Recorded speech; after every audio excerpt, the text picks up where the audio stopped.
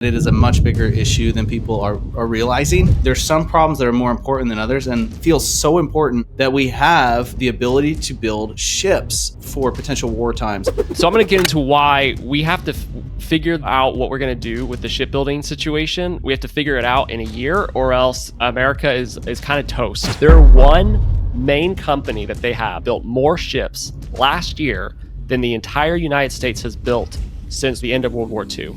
For the last 80 years. President Trump has a 1-year deadline to figure out how to solve one of the biggest pressing issues that our nation is facing today. And if the U.S. does not address this problem in 1 year, China may just take over the world and we might not be able to do anything about it. And that's a little tiny bit hyperbole, but not really. I'm going to get into why this is so serious. So you might know about this, but the recent trade deal between Trump and Xi Jinping that just occurred, basically we've had a trade war that's really ramped up recently, September through October. And just now at the end of October, Trump and Xi Jinping met in South Korea, de-escalated the trade war, finalized a deal. I've got an article on it pulled up right here.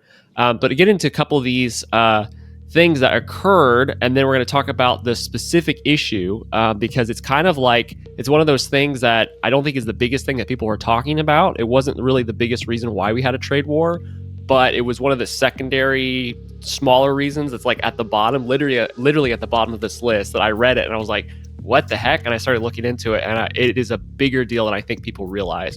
So I'm going to get into just a few of these real quick things that like the trade deal hammered out. So China specifically agreed to, these are the big ones here at the top. I've got them highlighted. Basically, they agreed to reverse the ban of exporting their rare earth elements that they have been doing kind of since September. And this, we actually covered this in our video recently. So if somebody wants to learn about the monopoly that China has on rare earth elements, go and watch this video. We cover the whole thing there. You probably remember that, Troy. But one of the things we talked about in that video as well was besides no longer exporting as many of these rare earth elements that we need for technology, they also stopped buying U.S. soybeans as part of the trade war. Anyways, and so both those things have been reversed now. China's going to buy soybeans. They're re-exporting rare earth minerals. So, and then the other thing they agreed to do, which I thought was a big deal, was they agreed to curb the flow of fentanyl to America, which, if you remember, was like the original reason why Trump started slapping high tariffs on China was fentanyl. But into the U.S., what did the U.S. Agree to do? This is going to get into the big topic of today. The first thing we agreed to do was to cut tariffs. So this is in response to saying, okay, we put these high tariffs on you because of the fentanyl. So if you're going to take care of the fentanyl issue, then we promise to cut down the tariffs. But here's this again is, like I said, it's the bottom bullet point here. And I had to do a ton of research on this because it really surprised me. But this is the ticking time bomb. It's a 1-year ticking time bomb that we're getting into today. And it reads, "We suspend new trade actions linked to investigations of China's shipbuilding and logistics sectors until late 2026. So this is something the United States agreed to do. So if anybody doesn't know, China has a little bit of a monopoly on shipbuilding. They build more ships, like maritime sea vessels. They build more ships than the rest of the world combined. And the reason that we agreed to suspend new trade actions is because recently the U.S. decided that China was using some really dirty tactics for why they have a near monopoly on shipbuilding. And there's also a nefarious reason for why they're doing the things they're doing with ships.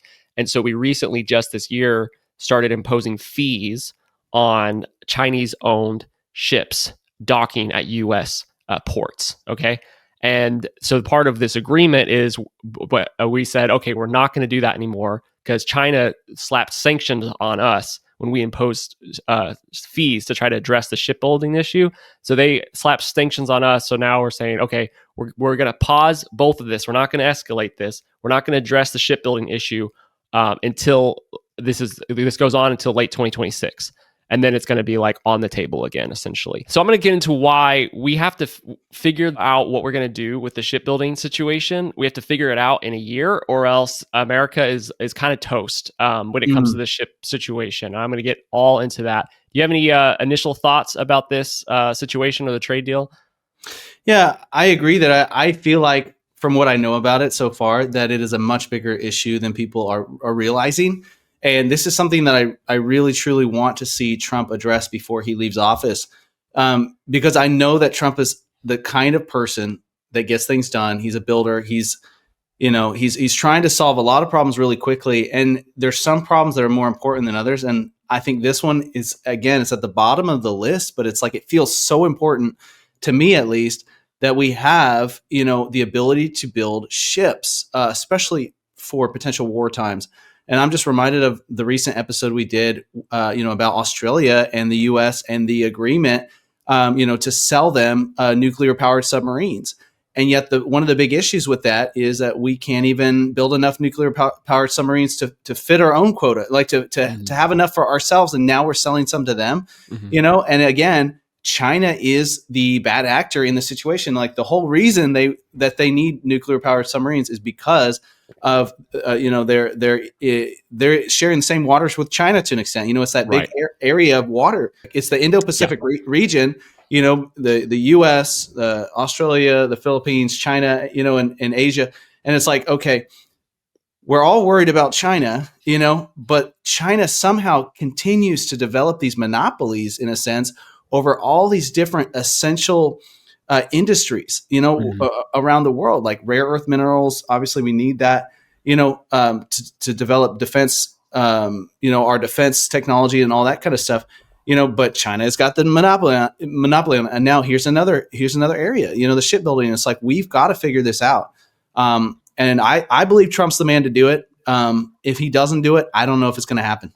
Investing can be confusing and scary, but it doesn't have to be. Genesis Gold Group takes the guessing out of the game and guides you on your gold investment journey. We at Filibusted love the genius design of the Prepper Bar, which breaks up into sections, kind of like a chocolate bar. But if you prefer high security insured gold storage, they have that too. And unlike Fort Knox, the gold is actually there, 100% owned by you. So don't wait to get started. Visit filibustedgold.com today for a free investment guide from Genesis Gold Group.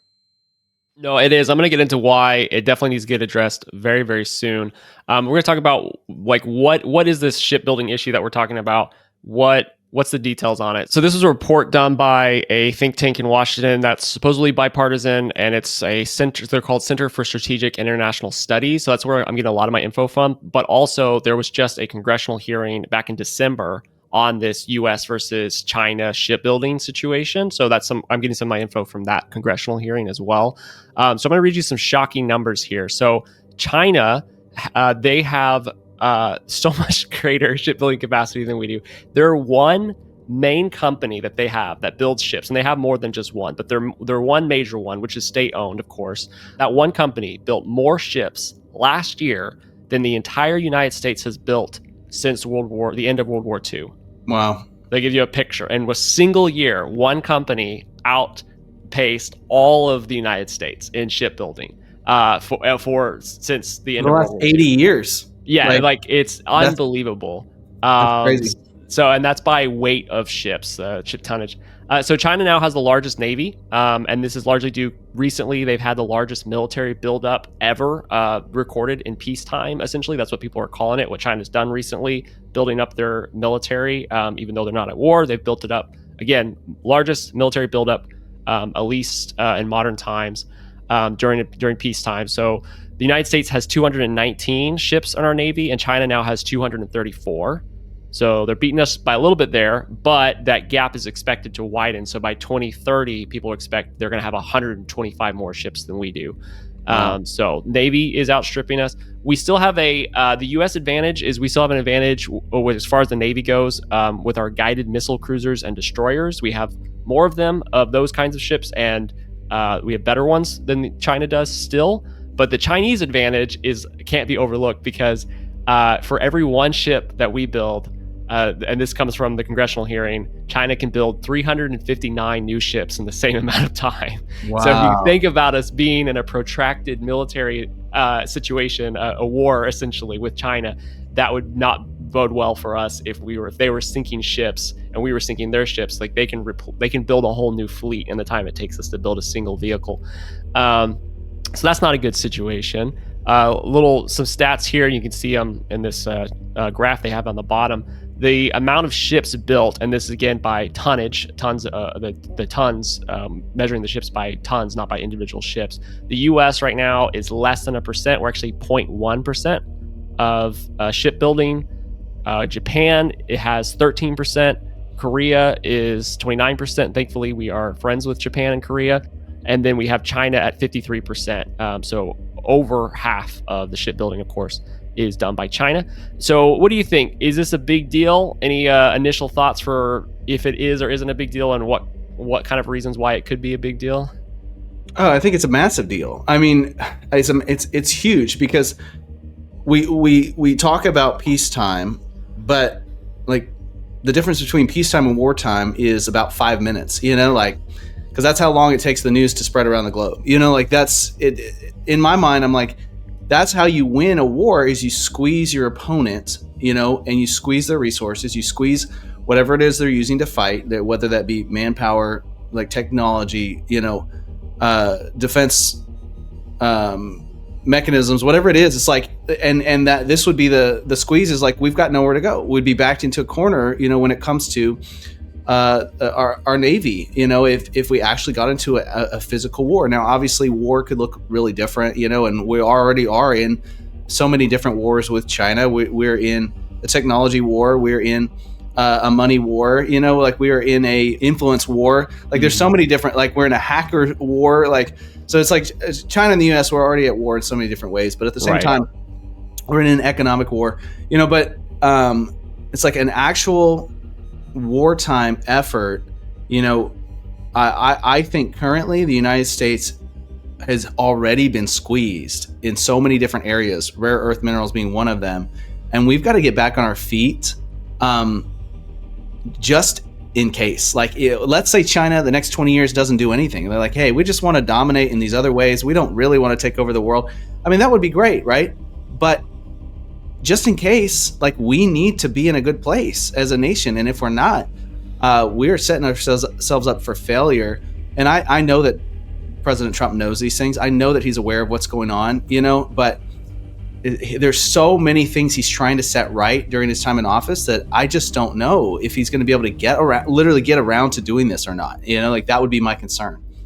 For sure. Yeah. And I'll get into what Trump has done recently to try to address this, but I want to talk about why this has been allowed to happen, specifically how China has kind of pulled this off. I think this is important to kind of point out like the issues that we're dealing with, and why it directly relates. I like that you pointed out, of course, the military concerns. However, this is not this goes more than just military. This is also just the fact that they have economic leverage essentially over all countries. Because if anybody, if it gets worse than the situation it currently is, if anybody wants to buy a ship, they're buying it from China. Lots of Chinese owned ships, and all that kind of stuff. So it's sort of a situation of you have to be friends with China if you want to be able to do international trade.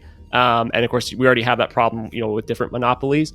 But this is another, so it's not only wartime, but it's also a peacetime concern as well. But I understand why we have wartime concerns when it comes to China, especially with people keep saying they're going to invade Taiwan, within the next few years. We'll see if that happens or not. But how did China do this? Well, so for the first off, of course, the United States used to build more ships. We kind of stopped building ships. Sort of, we tampered off. We stopped building ships around the 80s, and it's only gotten worse since then. I'm not getting into those reasons. They're the same. We've talked about them in this channel before. It's pretty much the same. All manufacturing, began to leave the United States, especially by the 80s, and then by the 2000s, it only got worse. And so it's kind of the same issue that we've talked about so many times in this channel about U.S. manufacturing. Go look at our earlier videos. But China did something very specific, which was after China, of course, was allowed into the World Trade Organization in year 2000. Not a good thing, of course, because they don't follow the same rules, and they really began to do all kinds of insidious practices and stealing people's intellectual property. Well, they did something similar with shipbuilding. And that is, and it has an advantage, I'd say, over the United States, like free market, not state controlled economy. So what they did was they enacted a strategy called military civil fusion. And what that is their state owned shipbuilding businesses build not only commercial ships, but also military ships at the same time. So this is like all of their major ones, especially their absolute largest ones. So they are government owned firms and they're embedded into the Chinese Navy. So I'm going to read some bullet points here from this report because it sums it up so nicely. It says, through its military civil fusion strategy, China has integrated commercial and military production at many of its shipyards, giving its Navy access to infrastructure, investment, and intellectual property acquired from commercial contracts. What this means is that anybody that is buying ships from China and doing business with China, they are directly funding China's Navy. Mm-hmm.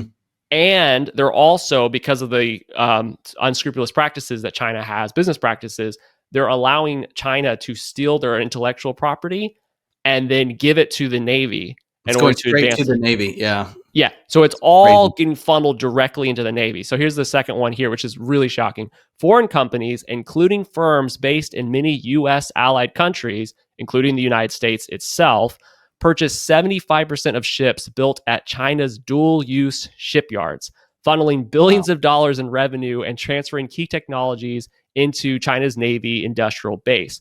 Wow. So the U.S. companies and all of our allies companies are literally funding China's Navy directly funding their Navy, and also unknowingly or knowingly transferring intellectual property to China's Navy, because again, their shipyards are state-owned and they're used to both build commercial and military at the same time. And we don't think of it this way in the United States. We're really separate. We have our commercial stuff and then we have our military stuff. But in China, of course, they're more authoritarian, and so they're like, well, it's commercial, military, it all serves the same purpose, right? So we've got it underneath the same umbrella and it's all going to the same place. So literally, companies have been, U.S. companies, as well as our allies, have been investing heavily in China's own Navy, both with their intellectual property and with their money, which is crazy. But that is essentially, that's just one of the many unscrupulous ways that they have got the leg up in order to do this.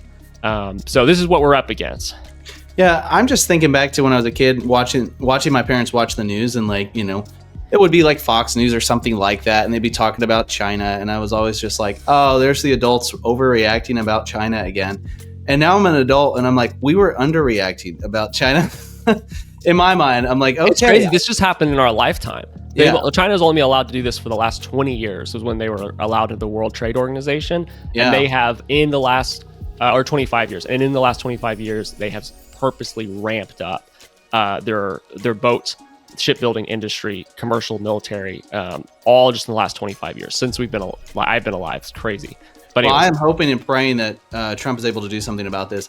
But you talked about he's got that 1 year deadline or timeline. But I mean, I think he has a 3.5 year timeline as well. Because he's got 3.5 years or less than 3.5 years, 3 years till the end of his second term. And who knows who we're going to have in office after that, So it's like we've got a certain amount of time for him to be able to pull this off. And there's so much that goes into reestablishing an entire industry within a country. Like it's beyond comprehension in my mind. It's beyond where do you even start? I mean, I think he can do it, but I think it's going to take a lot of work. Now, it is going to take a lot of work. So let's talk about what he's doing to address this, obviously. So when he went on that trip to Asia at the end of October, and he had the meeting with Xi Jinping, another thing he did while he was out there was he met in Japan, and he also met with people in South Korea. And this was something that he made, one of the many things he was doing, he made a big deal of, was trying to get South Korean companies to invest in the United States shipbuilding, and also just make better, to be able to work with South Korea and Japan, for them to be able to build more ships as well. But mainly his focus was to try to get the shipbuilding to the United States. So we already talked about, of course, China has the leverage for the economic control over the world if this doesn't get moved away. But hitting on the military aspect again, another reason why it's so important that Trump is doing this and trying to get them to come to the United States, specifically the shipbuilding here, is because China's Navy buildup. The reason you mentioned earlier is they want greater control of the waters, right, around China. Well, where are the second and third biggest shipbuilders located in the world? South Korea and Japan, right next to China. There. And South Korea is on the border of China's ally, North Korea. Yeah. And so if you think about a military situation, they could literally, if they were able to cut off the waters, they would cut off our ability to purchase ships from South Korea or Japan. Wow. I'm not going to get into all of the details of that, but that's a serious issue. It's like they're the only ones that are building them, and they're right next to China. So there's security issues there, right? So that's something that he is doing, is trying to get investment into the United States. But I do want to talk about that 1 year situation that's going on, because it is. You said, like, well, Trump has the rest of his term, and in a way he does. But that 1 year deadline that he set in the agreement, I want to talk about that, because what does that mean, basically? So I mentioned earlier, we tried using fines to hurt China's shipbuilding. And then China hit us with sanctions. And then as part of the whole large trade agreement, we said, okay, we're going to pause this for a full year. We're still going to build up our shipbuilding with China and Japan, but we're not going to try to address your shipbuilding practices specifically for like an entire year. Well, the thing is, what are we going to do when that deadline runs up at the end of 2026? What's going to happen? So I'll tell you what the report wants us to do. So this report recommends that we impose fees at U.S. ports, not only on Chinese owned ships. That's what we did earlier this year, was only on Chinese owned ships.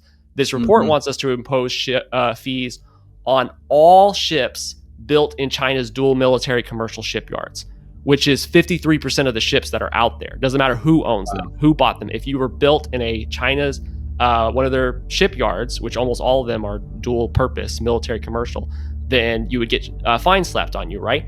And it also wants us to sever all business ties with China's shipbuilding industry, which I agree with both of these things. I think these would be great things to do, and encourage our allies to do the same. Stop doing business with the shipbuilding companies that are embedded in China's Navy, right? But here's the problem with this, though. We just tried imposing fees, and we've tried to go toe-to-toe with China, trade war-wise, right?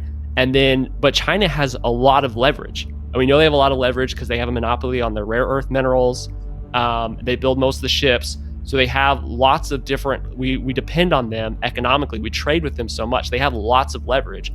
And I think that Trump got a lot of good things from this trade deal, but there's a lot of pressure, because when China starts doing their leverage and the stock market gets kind of crazy, everybody sort of freaks out, and we're like, oh, we can't do this, make a deal with China and let's just go back to normal. And that's what I'm afraid is going to happen if a year from now, if we're not in a better place, basically, to be able to actually pull away from China and be able to do this stuff on our own, then the can is just going to get kicked down the road again, right? And it's just going to keep getting kicked down the road, and it's going to keep getting kicked down the road. And we're going to get closer to that 2030 where China completely outstrips our Navy, right? In that sort of situation. So that's why I think it's kind of like in a year's time, we have to somehow have more ships being built at home. We need to be breaking our dependency on the Chinese rare earth elements that we have absolute dependency on right now. And we have to stop relying on them as a major trade and business partner, and try to get the rest of the world to start doing the same. Because if we don't, then that timeline's going to run up, and then it's going to be like, all right, are we going to slap fines on them? Are we going to do something about this? And if we feel like we can't, like they have too much leverage on us, then we're just going to kick the can down the road again. And I think it's just going to get worse and worse and worse. And at some point, we might not have the chance to like peacefully address it again. Right now, we can peacefully address it because we can do the economic sanctions and stuff like that. In the future, it might not be peaceful addressing of the situation. It might be a more of aggressive situation that we'll be stuck in, essentially. So that's my analysis of the situation. Any closing thoughts? My final thought, it would be, I think as a culture right now in America, we are so divided over so many social issues, and it's like, and people hate Trump for this reason or that reason, and it's like, but I think people are so unaware of the actual potential physical threats, that the future holds. And it's like, once you are made aware of those things, in my mind, you can't help but get behind your president or get behind your government are the people that are actually trying to do something about this and defend your life, defend your, your freedom, all of that kind of stuff from potential threats in the future. And so I think for me, like, the more educated we are as a society on issues like this, the better, and the more united we're going to be against, the potential enemies, that do threaten our freedoms. And so that's my final thought. Yeah, I agree with you. I do really think that a lot of ways, and we've covered this so many times on this channel, but the reasons why China is such a massive problem, but I really see them as like the final boss of all of the political issues that we're facing. It's like the more time that you spend focused obsessively on different issues over here or different issues over there. I mean, I've been looking into this. I've even had some military experts and generals and things in the U.S. saying that U.S. is spending too many resources and giving away too much of our military capacity to Ukraine and still the Middle East sometimes, but mainly for the Ukraine-Russia situation right now, because they're saying, yeah, we need to be able to focus more on what China's doing. We need to shift our focus to the Indo-Pacific, and if we don't, then we're just going to let China take that area of the world essentially. And I think there's a lot. I think that's there's a lot to be said about that. Like, it really is sometimes like we have these smaller issues, but we don't see like the massive elephant in the room. And I just, this is one of them, one of the many ways that we have to somehow get untangled from China before we can even start to really put pressure on them and address some of the dirty ways that they do things. So gold is not just a backup plan if the world falls apart. It's an investment opportunity that could set you up for generations. There's never really a bad time to invest in gold, but you want to make sure you have the right guide. And that is where Genesis Gold Group shines. Whether you are a first-time buyer or a seasoned investor, their trusted expertise and competitive pricing makes them an easy choice. They offer tangible assets in case of emergencies, but they can also design the perfect IRA just for you. And they'll even cut through all that confusing red tape from the IRS. We at Filibusted love the genius design of the Prepper Bar, which breaks up into sections like a chocolate bar. But if you prefer a more high-security insured gold storage, they have that too. And unlike Fort Knox, the gold is actually there and 100% owned by you. Genesis Gold Group is a safe, simple, and convenient way to invest. Visit filibustedgold.com today for your free investment guide from Genesis Gold Group.